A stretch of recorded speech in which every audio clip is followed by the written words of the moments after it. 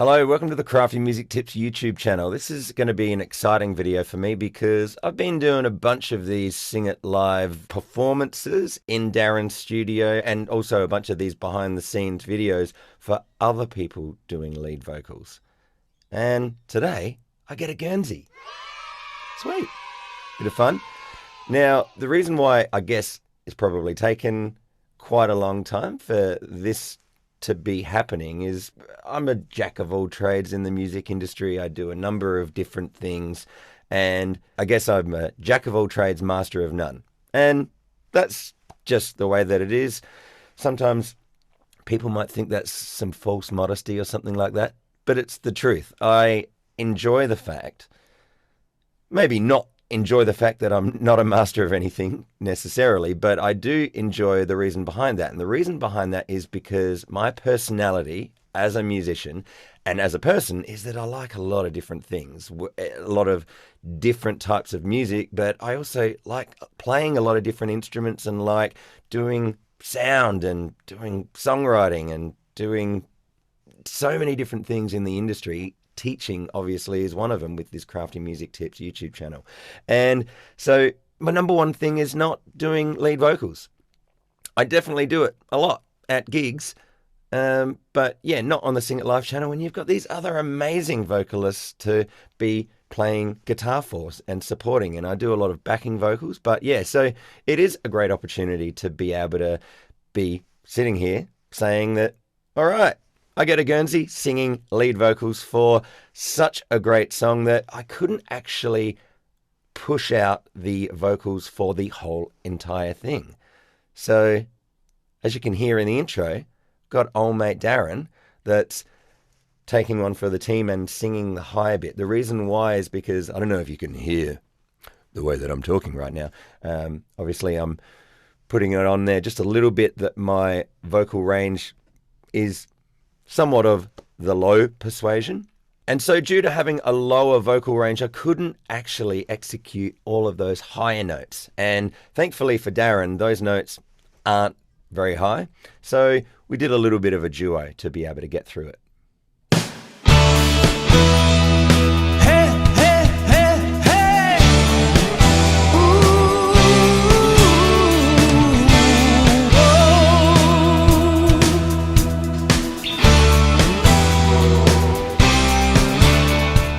Alright, in this video we are looking behind the scenes, so I'm going to talk about the process, and the process can't begin before the song has been chosen. So, in this case, the song was chosen by Mr. Darren Mullan, who was just talking to me at some point, some time ago about, well, if you were going to sing lead, what would a song be? And he mentioned the song. He just said, oh, well, that's a low song. Would you be able to sing that? And first up, I said no, because I remembered that there's a couple of those high bits that I couldn't reach. And then it just dawned on me, Darren, why don't you just sing those higher bits? I'll sing the lower parts. Someone else, someone else, someone else. And so thankfully, I think it's worked out pretty good because it gives the song a little bit of a different kind of vibe having those two voices.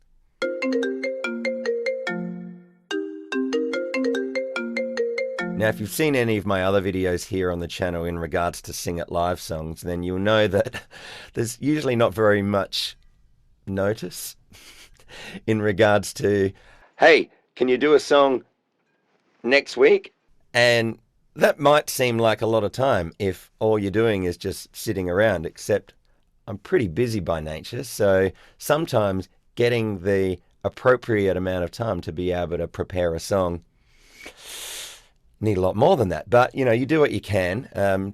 Darren likes to call it cram it live sometimes rather than sing it live, but yeah, in this case this might be the record. So Darren rings me on a Monday in the late afternoon, and so the moment that Darren called me, I was actually standing on a stage, and in one hand I had some heavy PA gear, and the other hand I had the phone kind of like this, trying to navigate carrying this production gear out. I was doing a load out from providing some production gear for Aussie icon Russell Morris. And so Darren says to me, what are you doing Wednesday morning? Can you do a song? And I just thought it would be just learning some guitar, maybe some backing vocals. And then somehow we came to the conclusion that this is the time that I'm going to be singing predominantly lead vocals for a song. And so the ticking clock started.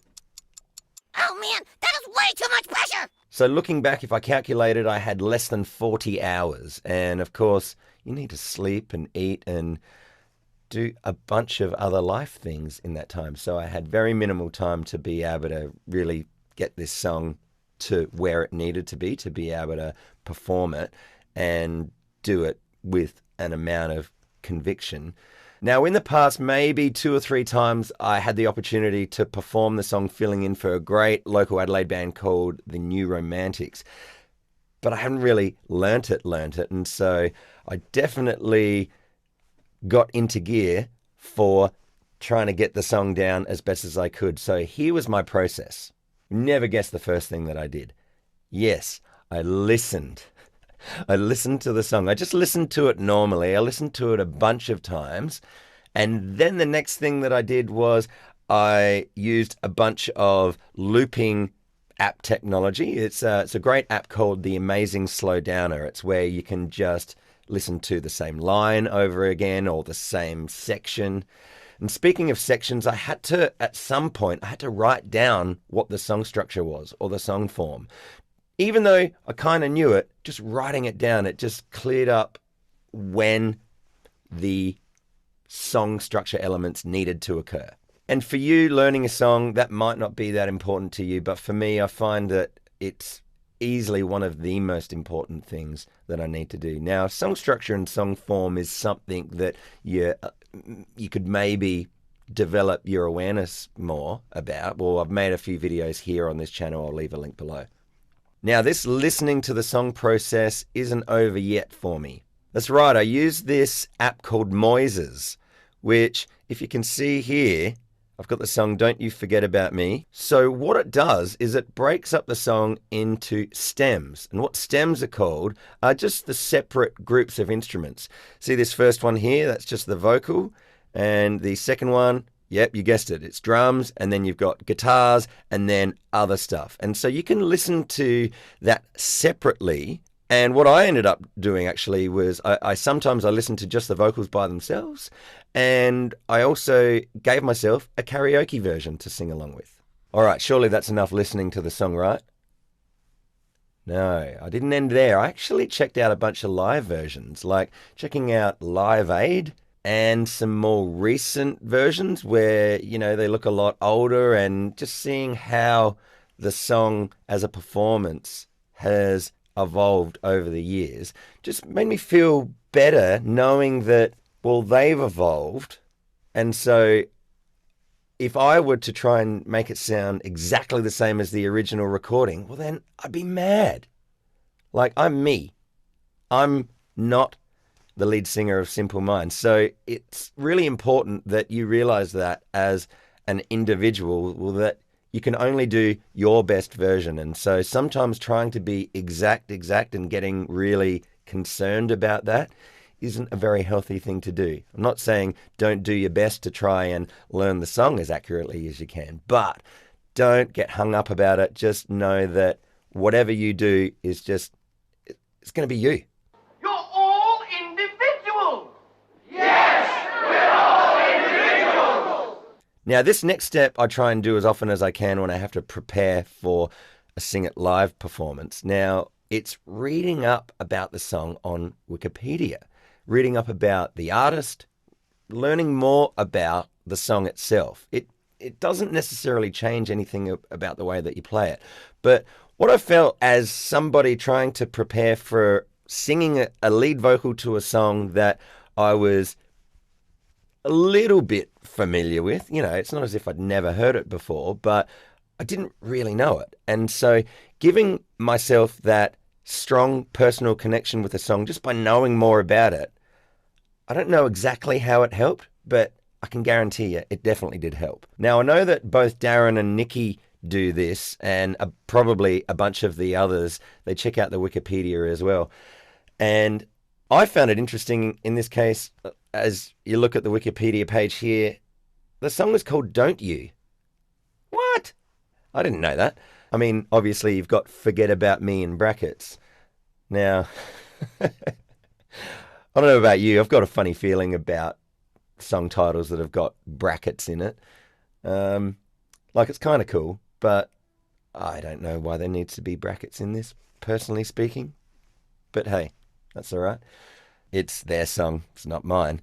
They can do what they want. Whatever, I do what I want. Interestingly enough, also I found out that this song was quite the throwaway song.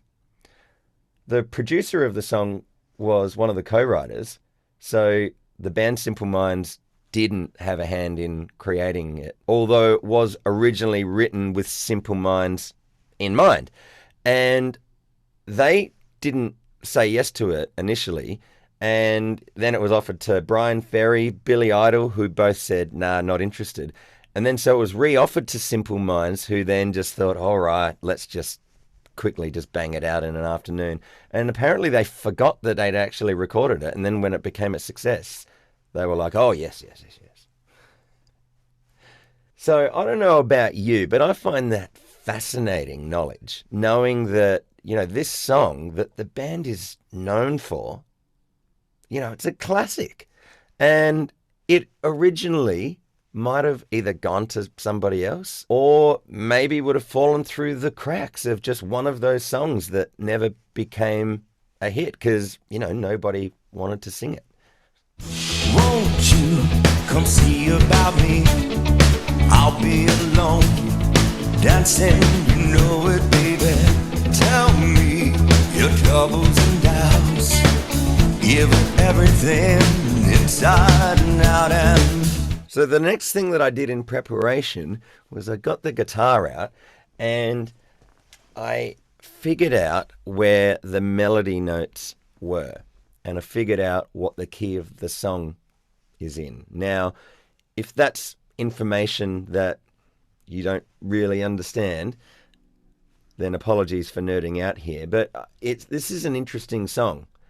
It's, in many ways, it's kind of like an easy little ditty, but there's a lot of cleverness to it. For instance, the song changes key at least 2 or 3 times. So, for instance, the intro, you would say it's in the key of E minor. It's going from the 7th chord of the key to the root. And then goes down to the flat 6, or the 6th of the minor key, up to the 7th, and then back to the main root. But then, as soon as the verse starts, check it out. Won't you? Changes to a major chord. Now, interestingly enough, it doesn't change to an E major key. I know. It's either E mixolydian, which is relative to A major. Huh? So I didn't realize any of this until I was figuring it out, going like, man, this song is so clever. Because, already in the first, 15 seconds, the song's already changed key. Legends. A lot of pop songs don't do that these days. They stay safe within the same key. I feel like I'm Rick Beato right now, of whom, if you're not familiar, he does a lot of great song breakdown songs with how they're constructed in this way. I'm not too sure if he's done one on this particular song. I don't think he has. But anyway, the key of E mixolydian, which these are the scale notes,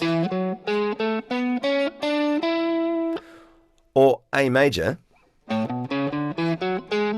but starting on the E, starting on the 5th. So I sat down and I physically played through the notes of the melody to just get a really good handle on where they are, because one of the things that I struggle with as a singer is really being able to nail a melody. I might kind of know where the notes are, but I'll either sing a little bit flat or a little bit sharp and be a little bit wobbly on pitch unless I do this process. So I can play the melody. It's a great melody. And straight away, right? So that's really cool. That made me realize straight away, it's like, oh, well, it's definitely not in the key of E major, because if it was in the key of E major, then it would have been. But it's not in E mixolydian, because you've got the 7th that's flattened.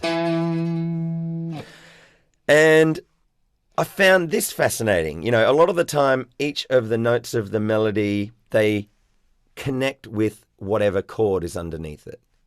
But it doesn't always happen in this way. So, for instance, you've got, won't you come see about me?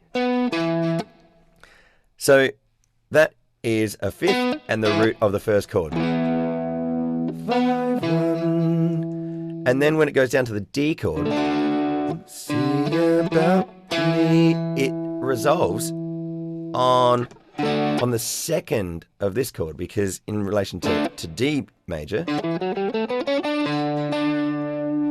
it's ending on this second note of the chord, or otherwise known as a ninth if you're thinking of it up the octave. So, won't you come see about me?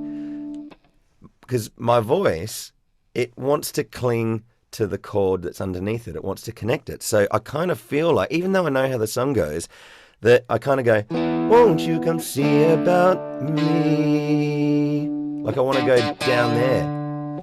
So my brain's kind of fighting at times. And so, yeah, so going through this process is great. And there's a few like, whoa, how's it going notes. For instance, in the chorus, don't you forget about me.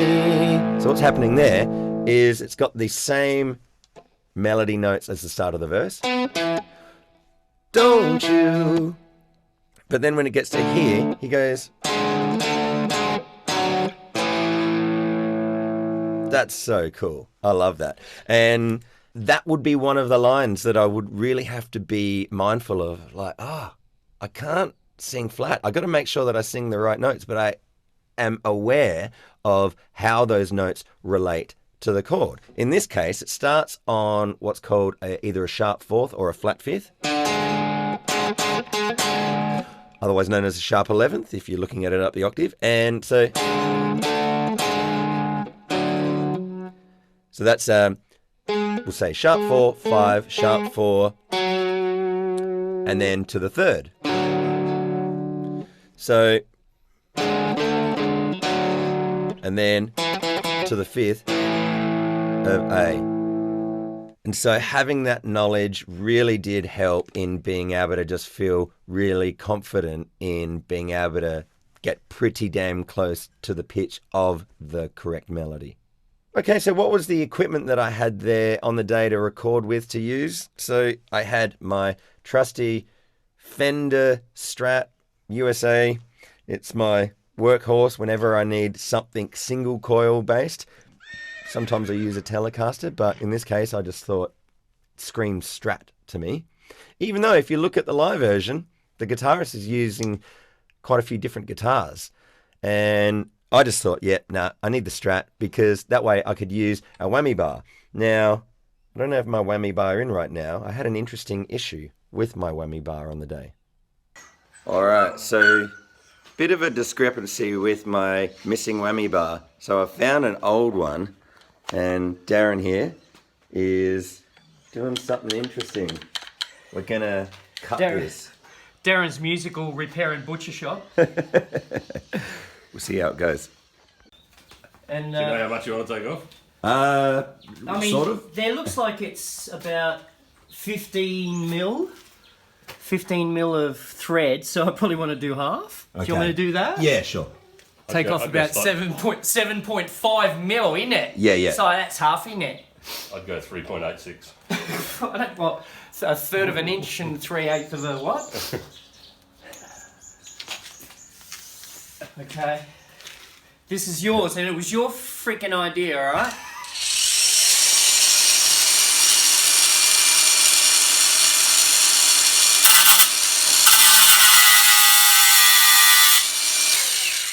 Alright. Look at that.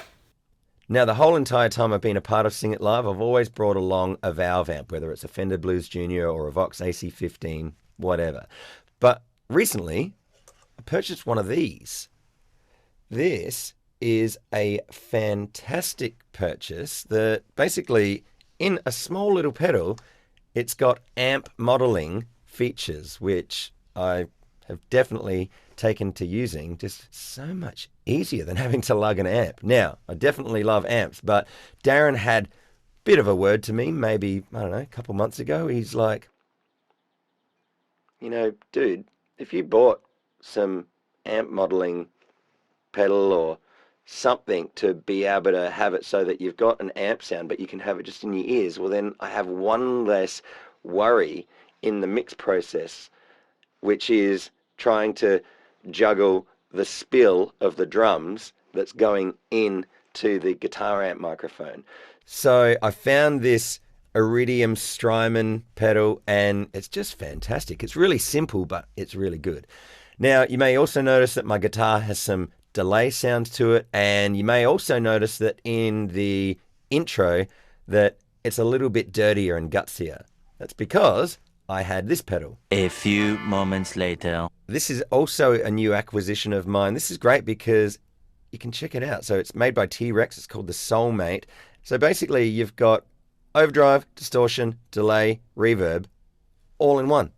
And a tuner and a boost if you need it. So I just, whacked some delay on, and I just whacked a little dirty boost on for those rockier sections. Don't you forget about me.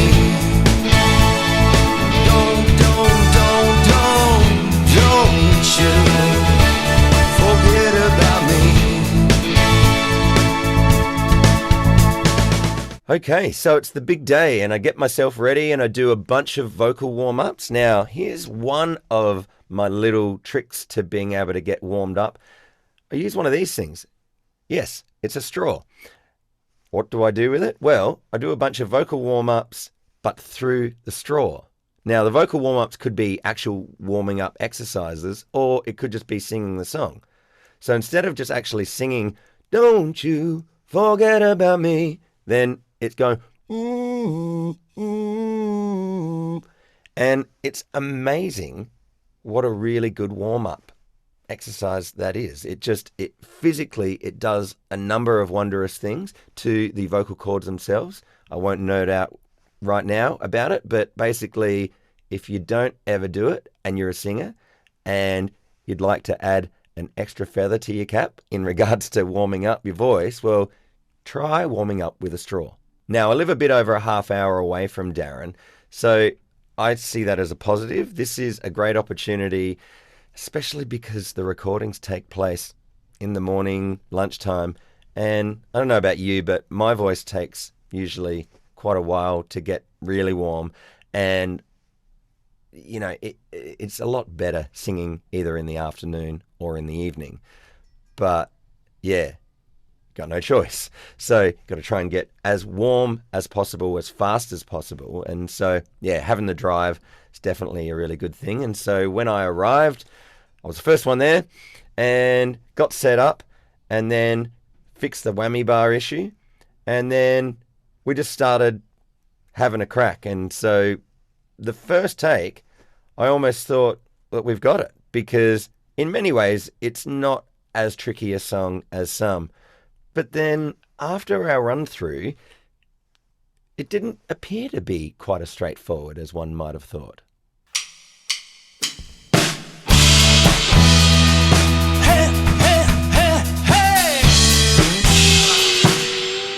Sorry, my mic's pointing in some fucking random direction and... Okay.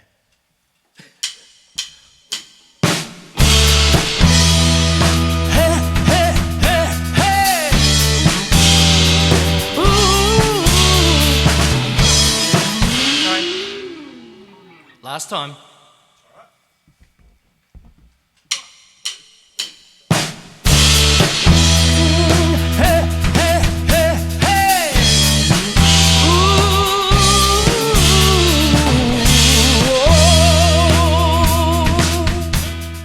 So yeah, there was actually quite a few false starts, and just goes to show you that it doesn't matter how straightforward the song is. You have to be in the zone. You have to really be ticking all the boxes in order to be able to get the take.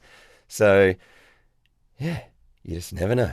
And if I think about it, sometimes when you go in thinking, oh, this song should be pretty cruisy and pretty easy, that's maybe not the frame of mind to be in, because maybe that will trip you up. Now, one thing I do remember is that my voice was starting to get a little bit tired. I was pushing the la, la, la, la, la bits quite a bit at the end. And so the last couple of takes that we were doing, I don't know how well my voice lasted. So I'm pretty sure that Darren's used the third to last take that we did. I feel like that's where my voice kind of peaked and that we kind of got the magic take. Then the next step for Darren is to go through the mixing and the video editing process.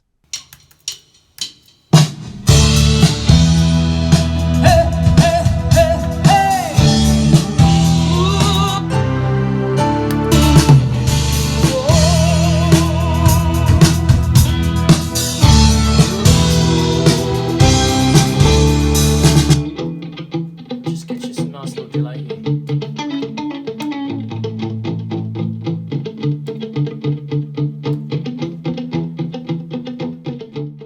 Now, as I'm recording this, I haven't heard the final mix that Darren's done yet. How did he do? Did he do great? I'm sure he did, because he's always at this level, at least. Sometimes he does this. He's quite the mixing man. On your Daz. Now, one thing that he told me that I thought was fascinating is that because we performed to a click, so what he was able to do, he was able to take one of my takes as a guitarist, copy it, and paste it to the take that he used, and then he has two of me playing, and he was able to push them right to the left and the right to be able to get a big fat stereo sound. He says it sounds great, so I can't wait to hear it.